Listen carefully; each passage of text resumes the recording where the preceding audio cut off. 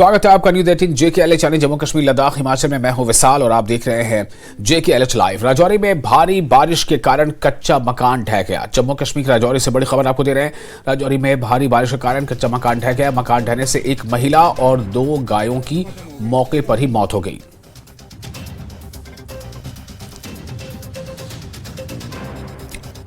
तो ये तस्वीरें हैं उस मकान की।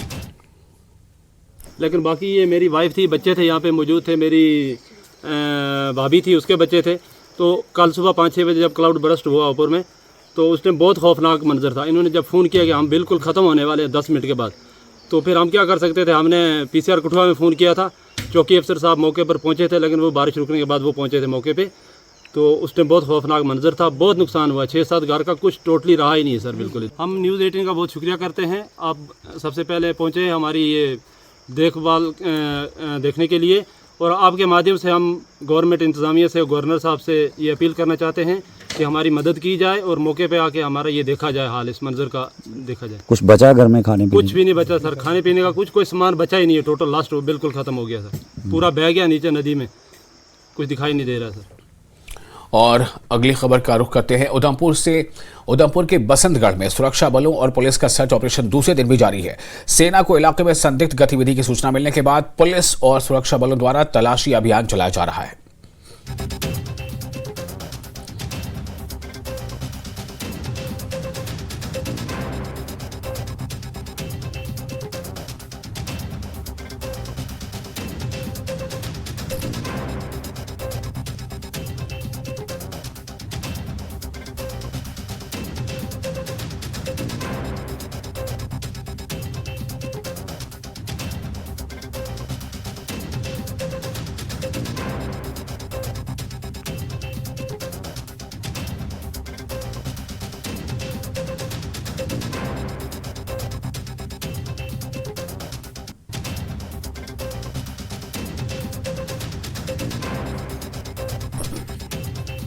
और इस खबर पर ज्यादा जानकारी के साथ मौजूद है हमारे साथ न्यूज 18 JKLH के सीनियर एडिटर पेंद्र सिंह सोडी।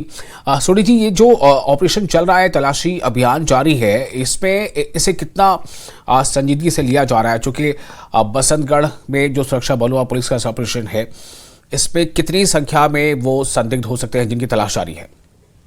देखिए विशाल, कोई भी अगर आतंकवादी एंटी आतंकवादी अभियान चलता है तो वो संजीदगी से ही लिया जाता है। वहाँ पर हर कोई भी अगर इनपुट आता है सुरक्षा बलों के पास कि आतंकवादी कहीं छुपे हुए हैं, तो उसे संजीदगी से ही लिया जाता है। रही बात इस बसंतगढ़ उधमपुर में जो अभी ऑपरेशन चल रहा है, पिछले 14 घंटे से ये ऑपरेशन जो है ये चल रहा है। कल लगभग दोपहर के बाद सुरक्षा बलों को जानकारी मिली थी कि जैश-ए-मोहम्मद के 2 ग्रुप में 4 से 5 आतंकवादी बसंतगढ़ के इलाके में देखे गए हैं। उसके बाद कॉर्डन एंड सर्च ऑपरेशन जो लॉन्च किया गया, रह के कुछ देर तक गोलाबारी भी हुई। वहां पर आतंकवादियों और सुरक्षा बलों के बीच में जो गोलियों का तबादला है वो भी कुछ देर हुआ, लेकिन उसके बाद ऐसा ही माना जा रहा है, क्योंकि ये जो इलाका है काफी घने जंगल है यहाँ पर, तो कहीं ना कहीं ये लग रहा है कि आतंकवादी उस घने जंगल का फायदा उठा के कहीं अपनी लोकेशन चेंज करने में कामयाब हो गए हैं। हालांकि वो भाग गए हैं उस इलाके से, ये कहना कबल वक्त होगा, लेकिन क्योंकि पिछले लगभग 12-13 घंटे से वहां पर कोई फायरिंग का तबादला नहीं हुआ है, लेकिन पूरे इलाके को मुहासरे में ले लिया है। कल शाम से ही एडिशनल फोर्सेस जो हैं, आर्मी की, SOG, जम्मू कश्मीर पुलिस की जो अतिरिक्त टुकड़ियां हैं, वो उस इलाके में भेज दी गई हैं ताकि ये जो आतंकवादी हैं ये इस इलाके से भागने में कामयाब ना हो। देखिए विशाल, अगर आपको याद होगा 28 अप्रैल को यहाँ पर एक आतंकवादी हमला हुआ था, जिसमें एक विलेज डिफेंस ग्रुप का शख्स जो है उसे आतंकवादियों ने मार दिया था। उसके बाद से ही इस इलाके में जो उधमपुर कठुआ वाली बेल्ट है, वहां पर कई आतंकवादी हमले हुए हैं। साथ में डोडा में कई आतंकवादी हमले हुए हैं। तो माना ये जा रहा है कि ये जो फ्रेशली इन्फिल्ट्रेटेड आतंकवादी हैं, जो कहीं ना कहीं इंटरनेशनल बॉर्डर जो जम्मू सांबा का इलाका है, जम्मू सांबा कठुआ का जो इलाका है, अंतर्राष्ट्रीय सीमा जहां पर बॉर्डर सिक्योरिटी फोर्स जिसकी रखवाली करती है, वहां से कहीं ना कहीं ये घुसपैठ हुई है इन आतंकवादियों की। क्योंकि जो अंदाजा ये लगाया जा रहा है कि लगभग 50 से 100 के बीच में जो कामयाब घुसपैठ हुई है, ये अभी एग्जैक्ट फिगर नहीं है, लेकिन अलग अलग सिक्योरिटी एजेंसीज के इनपुट्स हैं, तो वो आतंकी इस एरिया में सक्रिय हैं। और ये जो आतंकवादी हैं, इन्हें टास्क दिया गया है कि जो अभी असेंबली इलेक्शंस अनाउंस की जाएंगी जम्मू कश्मीर में, उसे डिसरप्ट करके एक ग्लोबल कम्युनिटी में ये एक मैसेज दिया जाए कि जम्मू कश्मीर में जो हालात हैं वो अभी सही नहीं है। तो लेकिन सुरक्षा बल जो है वो मुस्तैद हैं और लगातार ये ऑपरेशन, जो एंटी टेरर ऑपरेशन है, अलग अलग इलाकों में चलाए जा रहे हैं, ताकि जो आतंकवादी हैं, जो घुसपैठ करके आए हैं, जो आतंकी गतिविधियों को अंजाम दे रहे हैं, जल्द से जल्द ढूंढ के मौत के घाट उतारा जाए। जी विशाल जी, तो जैसा आप बता रहे हैं कि ये 150 के आसपास भी आतंकी है, तो क्या ये माना जाए कि इलेक्शन के जैसे तारीखों का अब एक तरह से उसकी उम्मीद है, उनका इंतजार है कि इलेक्शन की तारीखों का ऐलान होगा, तो क्या ऐसे में ये एक बहुत बड़ा चैलेंज या बहुत बड़ी चुनौती हो सकती है? देखिए विशाल, बिल्कुल सही कहा आपने। एक भी आतंकवादी का जो प्रेजेंस है वो एक चैलेंज पोज करता है सिक्योरिटी फोर्सेस के लिए। और जो ये ग्रुप जो माना जा रहा है, जो इन्फिल्ट्रेट किया है, जिसमें मोस्टली जो हैं पाकिस्तानी फॉरेन टेररिस्ट हैं, जो पाकिस्तान में ट्रेंड हुए हैं। यहाँ तक ये कयास भी लगाया जा रहा है कि जो स्पेशल फोर्सेस हैं पाकिस्तान की, उसके कुछ फॉर्मर कमांडोज भी हो सकते हैं। अभी आपने देखा रिसेंटली एक बॉर्डर एक्शन टीम ने अटैक करने की कोशिश की थी कुपवाड़ा में, लेकिन उसे विफल कर दिया गया। तो माना ये जा रहा है कि ये जो आतंकी हैं ये हाईली ट्रेंड हैं, इनके पास काफी भारी मात्रा में हथियार है, और इसीलिए ये इस तरह के एनकाउंटर्स या ऑपरेशंस में बच निकलते हैं। हमने कश्मीर घाटी में देखा कि वहां पर जो आतंकी थे, लोकल आतंकी थे, जिन्हें ज्यादा ट्रेनिंग नहीं मिली थी, तो वो अगर कहीं पर सुरक्षा बलों का ऑपरेशन होता था, वो आतंकी मारे जाते थे। लेकिन ये जो ग्रुप जम्मू रीजन में, स्पेशली पुंछ, राजौरी, डोडा, किश्तवाड़, उधमपुर, कठुआ इलाके में जो आतंकवादी गुट सक्रिय हैं, वो ऐसा लग रहा है कि हाईली ट्रेंड हैं, क्योंकि अभी तक पिछले कई आतंकवादी हमलों के बावजूद भी सुरक्षा बलों को कोई बड़ी कामयाबी इन आतंकवादियों को मार गिराने में नहीं मिली है। तो इसीलिए जैसे आपने ये कहा कि क्या ये चैलेंज है, हाँ बिल्कुल ये एक बहुत बड़ा चैलेंज है सिक्योरिटी फोर्सेस के लिए। और यही वजह थी, अगर आपको याद होगा कुछ दिन पहले जो बीएसएफ के डायरेक्टर जनरल थे और भी कई आला अधिकारियों को शंट आउट किया गया, क्योंकि कहीं ना कहीं बीएसएफ द्वारा गलत रिपोर्टिंग की गई। आतंकवादियों की इन्फिल्ट्रेशन तो होती रही, लेकिन जो आंकड़े गृह मंत्रालय को बताए गए वो कहीं ना कहीं गलत थे। तो इसलिए एक गलत रिपोर्टिंग की गई, होम मिनिस्ट्री को अंधेरे में रखा गया। लेकिन अब जो है कोशिश ये की जा रही है, जो आतंकवादी घुसपैठ कर चुके हैं इनको तो जल्द से जल्द न्यूट्रलाइज किया जाए, लेकिन सरहद पे, चाहे वो लाइन ऑफ कंट्रोल हो, चाहे इंटरनेशनल बॉर्डर हो, वहां से फ्रेश घुसपैठ जो है वो होने की संभावना जो है वो ना हो पाए। तो इसलिए पूरे इलाके को फिर से सील किया जा रहा है, लाइन ऑफ कंट्रोल को सील किया जा रहा है, इंटरनेशनल बॉर्डर को सील किया जा रहा है। जो स्ट्रेटेजी है वो नई अपनाई जा रही है, कुछ पुराने जो लूप होल्स थे उन्हें प्लग किया जा रहा है। कयास ये भी लगाया जा रहा था कि ये जो आतंकवादी हैं कहीं ना कहीं ये टनल्स बना के इन्फिल्ट्रेट किए हैं, तो इस तरह के जो टनल्स हैं उनकी खोज के लिए एक भारी मात्रा में ऑपरेशन जो है वो चलाया जा रहा है इंटरनेशनल बॉर्डर पे बीएसएफ द्वारा।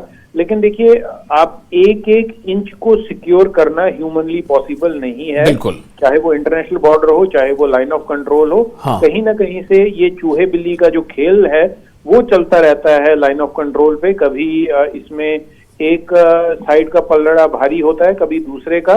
लेकिन हमारे जो सुरक्षा बल हैं उनका हमेशा से कोशिश ये रहती है कि जो भी आतंकवादी घुसपैठ करने की कोशिश करे उसे 6 इंच जमीन के नीचे दफना दिया जाए। जी बहुत शुक्रिया आपका तमाम जानकारी के लिए। तो इस वक्त जैसे कि अपडेट्स मिल रही है, सर्च ऑपरेशन लगातार जारी। उधमपुर के बसंतगढ़ में सुरक्षा बलों और पुलिस का सर्च ऑपरेशन चल रहा है। ये दूसरे दिन भी जारी है। सेना को इलाके में संदिग्ध गतिविधि की सूचना मिलने के बाद पुलिस और सुरक्षा बलों द्वारा तलाशी अभियान चलाया जा रहा है। उपायुक्त गांधरबल श्यामबीर ने कंगन और गुंड में बादल फटने और भूस्खलन से हुए नुकसान का आकलन करने के लिए एक बैठक बुलाई। बैठक में विभिन्न विभागों ने भाग लिया। भूस्खलन से होने वाले नुकसान और भविष्य की रोकथाम और सेवा उपायों पर चर्चा की गई। सरकारी संपत्ति, मकान और कृषि भूमि को हुए नुकसान की भी जानकारी ली गई।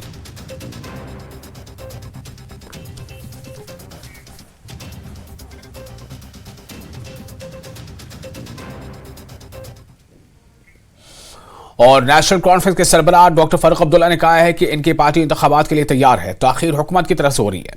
इस ताखीर की वजह यह है कि इनके लोग आज़ादी के साथ रैलियां निकाल रहे हैं। इन्होंने कहा कि सरकार जल्द ही रियासत का दर्जा भी वापस दे। अच्छी बात है, आए, मगर मैं इलेक्शन कमीशन से ज़रूर एक बात कहूँगा, वो ये ना करें जो उनने बाकी मुल्क में किया है। जब पार्लियामेंट्री इलेक्शन आए, इनके ऊपर बहुत सी उंगलियां उठाई गई हैं और ये उसका जवाब दे नहीं रहे हैं।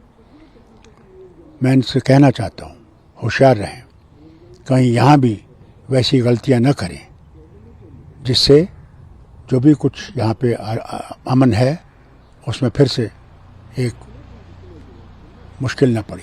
मैं समझता हर एक पर तैयार है, हर एक काफ़ी वक्त से तैयार है। यही डिले कर रहे थे। मैं जानता हूँ इनके डिले करने का मकसद क्या है। और डॉक्टर फारूक अब्दुल्ला ने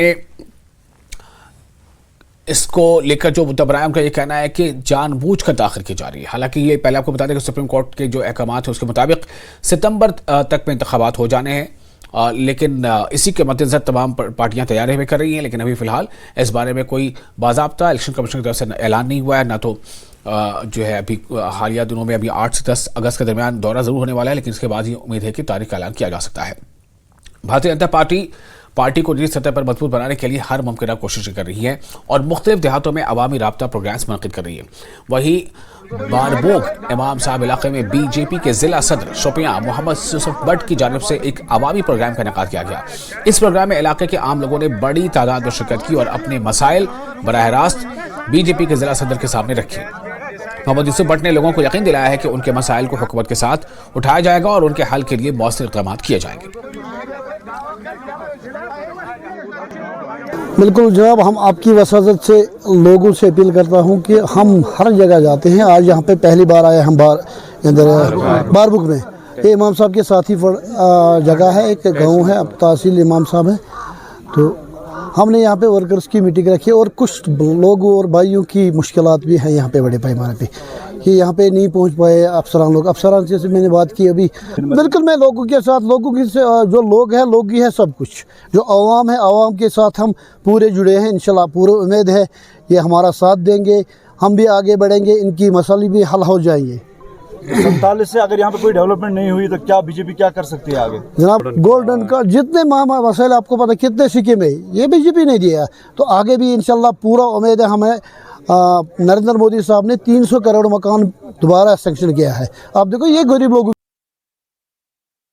और एयर इंडिया फ्लाइट बांग्लादेश से दिल्ली एयरपोर्ट पहुंची। फ्लाइट के सारे भारतीय सुरक्षित हैं। वहीं फ्लाइट में मौजूद कुछ यात्रियों से न्यूज़ 18 ने बातचीत की है।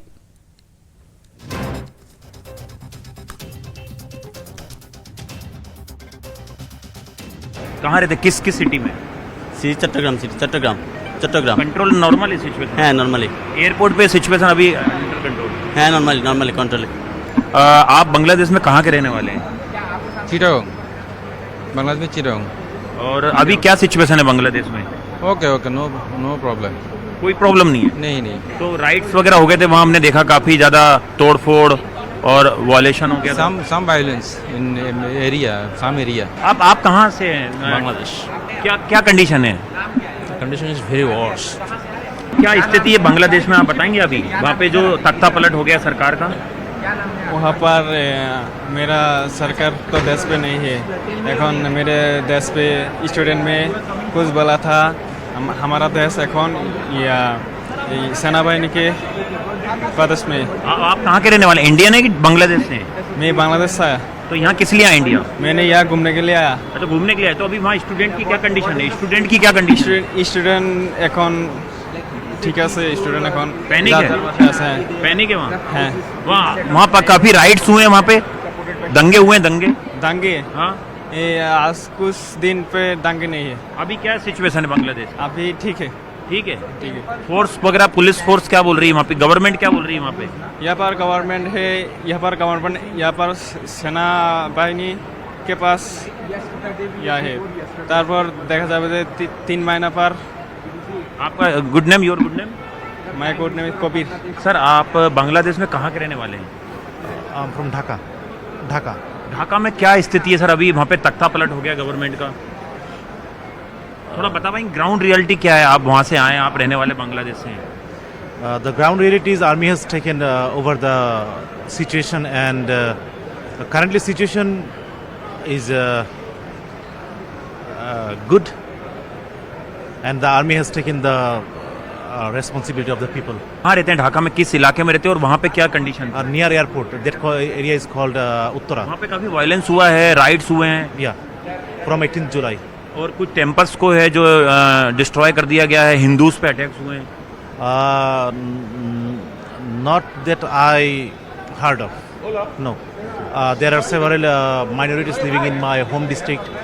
In Sylhet, there are minorities living such as Hindus, Manipuris, and there is no such attack as I had. Jammu में जोरदार बारिश के बाद जगह जगह सड़कों पर जल भराव देखने को मिल रहा है, जिस कारण लोगों को काफी समस्याओं का सामना करना पड़ रहा है। सड़कों पर पानी इस हद तक भर चुका है कि सड़कों पर निकलना मुश्किल हो गया है।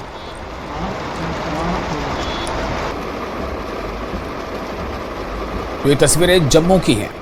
जम्मू की ये तस्वीर बता रही है कि क्या हालात वहां पर हैं, पानी के निकासी का इंतजाम कितना पुख्ता है या नहीं।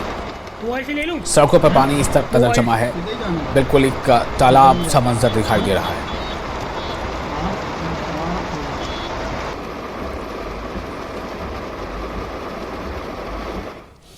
और कुपवाड़ा जिले के चौकीबल बारसरी के लोगों ने महकमा बिजली के खिलाफ खामोश एहतजाज किया। लोगों ने इल्जाम लगाया है कि महकमा ने बिजली फीस में बेतहाशा इजाफा कर दिया है, जिसकी वजह से गरीब आवाम काफी परेशान है। उन्होंने एलजी इंतजामिया से बिजली फीस में कमी करने का मुतालबा किया है।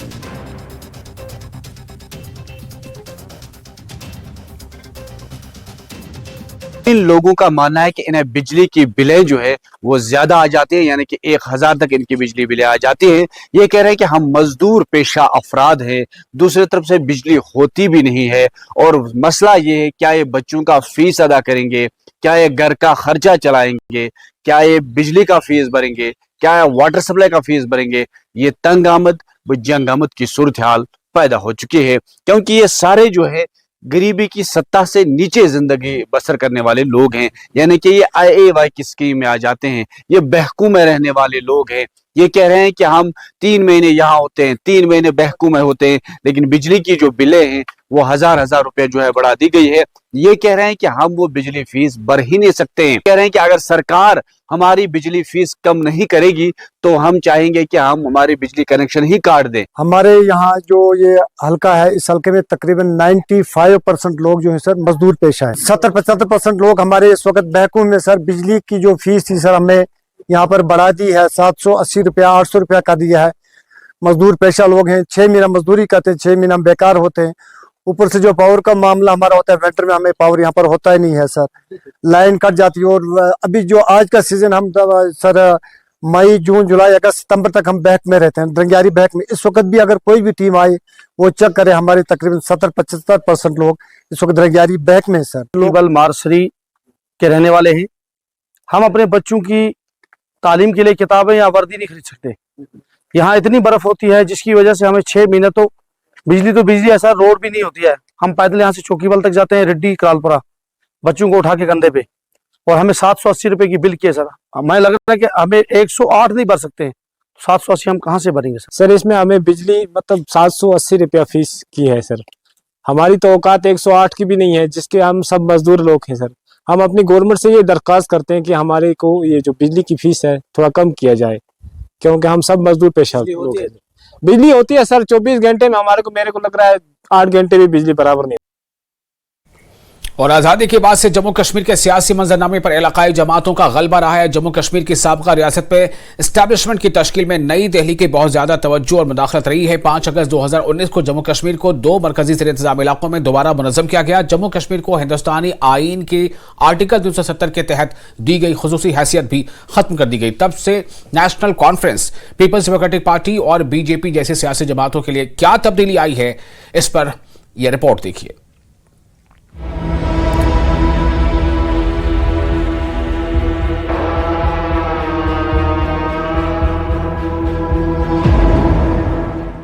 पीपल्स डेमोक्रेटिक पार्टी के सीनियर रहनुमा अब्दुल क़य्यूम भट्ट का कहना है कि हमारे ज्यादातर रहनुमाओं ने तनसीख के बाद पार्टी छोड़ दी, लेकिन पिछले 1.5 साल से बहुत सारे रहनुमा वापस शामिल हुए।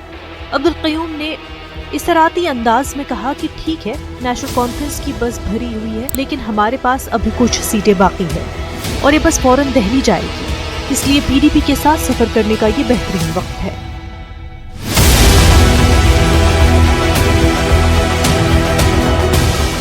देखो, हमारा बड़ा मुश्किल दौर था। 5 साल में हमें लगभग 75% 80% हमारी पार्टी को हमारे पार्टी से लोग चले गए, लीडरशिप क्राइसिस हो गई। लेकिन इसको कहते हैं ना कि जब किसी घर में किसी की मौत हो जाती है बुज़ुर्ग की, तो फिर बच्चों पर, वो छोटे बच्चे फिर पनपते हैं, वो अपने एहसास और अपने जज्बात को काम लेकर आगे चलते। इसी तरह हमने पीडीपी को आज बच्चों ने इस हाल तक पहुंचा है कि अब जो हमारी इस गाड़ी से जो सवारियां उतरी हैं, तो अब उनको मन करता है कि हम इस गाड़ी में सवार हो जाएं। तो ये मैं आपको शॉर्ट तरीके से बताना चाहता हूँ। माशाल्लाह हमारी गाड़ी चलने लगी। और आपको मैं बताता चलूँ, यहाँ श्रीनगर में सिर्फ 2 ही गाड़ी दिल्ली को जाने के लिए, एक एनसी, उसमें सवारियाँ फुल है। पीडीपी वाली जो है इसमें कुछ उतरे, तो अब हमने ट्रैक पर गाड़ी को लाया। अब वो दोबारा आना चाहते हैं, लेकिन हम उनको तलाशी लेकर अंदर इजाज़त देंगे, ठीक है ना। हमें सफ़र दिल्ली तक ही है।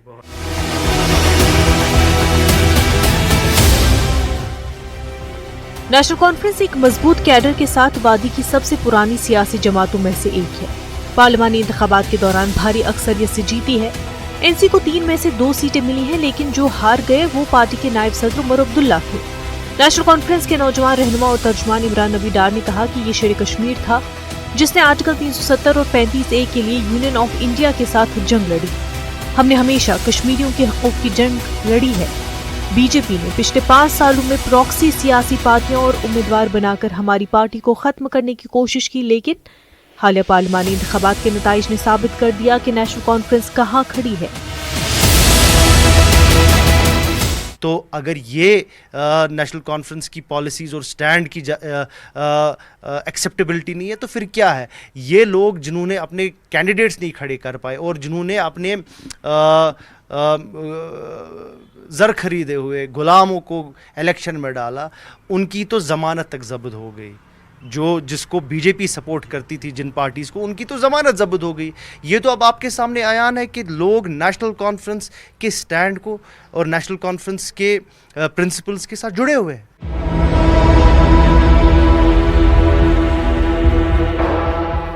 दूसरी जानिब बीजेपी ने पार्लिमानी इंतखाबात में कोई उम्मीदवार खड़ा नहीं किया था, लेकिन जो कुछ हासिल हुआ है वो 7 लाख से ज्यादा लोगों पर मुश्तमिल एक कैडर है जो पार्टी के तर्जुमान और लीडरों के मुताबिक गुज़िश्ता 10 सालों में बीजेपी में शामिल हुए हैं। 5 अगस्त 2019 के बाद कश्मीर बदला, जम्मू कश्मीर बदला, और बदले हुए जम्मू कश्मीर में बीजेपी भी बदल गया है। जहां कभी हम देखते थे 2014 से पहले, इन 10 सालों से पहले बीजेपी अनटचेबल पार्टी मानी जाती थी कश्मीर में। आज अगर देखेंगे 7.5 लाख मेंबर्स भारतीय जनता पार्टी के खाली कश्मीर में हैं। और मैं एक आंकड़ा आपको बता दूं, 10 मार्च से 1 जून तक 37,000 लोगों ने भारतीय जनता पार्टी ज्वाइन की। और मेंबरशिप कितनी हुई है वो 7.5 लाख के बराबर है। जहां यहाँ टायर गैस शेलिंग बंद हुई, ग्रेनेड बंद हुई, या स्टोन पेल्टिंग बंद हुई, हड़ताल बंद हुई, लेकिन भारतीय जनता पार्टी के लिए दरवाजे खुले हैं। न्यूज़ 18 JKLH के लिए सरोज कफील की रिपोर्ट।